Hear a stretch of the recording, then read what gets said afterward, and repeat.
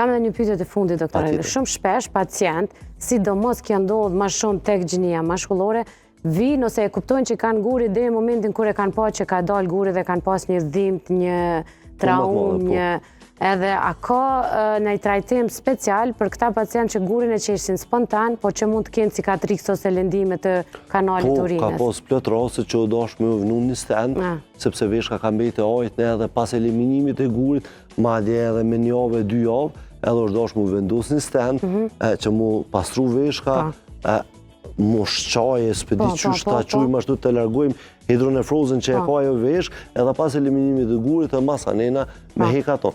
Unë tash, në rand të parë, nëse guri ko mu eliminu vetë, po e morim të pjesa intramurale, që është pjesa ureteri që hynë në fshikën urinare, a i mundet mu lëndu, qaj lëndim, pjesa fibrotike, kur të bëhet e tina që regenerohet ose të nëtonë organizmi të ashëraj vetë vetën, mundet me shaktu mandena strukturit e ureterit. është eliminu një guri, po masanena ty të ka dojnë një të lashe tjetër pa guri fare. Pra ndaj, në gjdo rast, në tila rast, edhe nësë është eliminu guri vetë, veshka nuk duhet me najtë e ajtë, ma një është mu vënu një stent, mu majtë ndoshta 2-3 javë, mu zënu që ajo pjesë e kanalit, mu largu hidronefroza për veshkës, edhe mandi me hekja dhe stentin. Ta bona me qëllim këtë pyetje se shumë paciente neglizhojnë situatën, dul guri tash jam rahat, edhe s'u shkoj te qëllimisht e bona sepse mund të shkoj shumë më keq se sa guri vetë. Edhe pse është eliminu, saktë, domon mundet me pas të lashe shumë më të mëdha edhe pse është eliminu guri.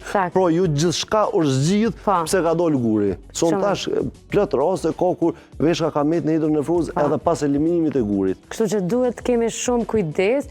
Në ne mos me u bazu në teoritë popullore, mitet, sepse e dëmtojmë edhe organet tjera që është nësishme mund të humbim veshken komplet.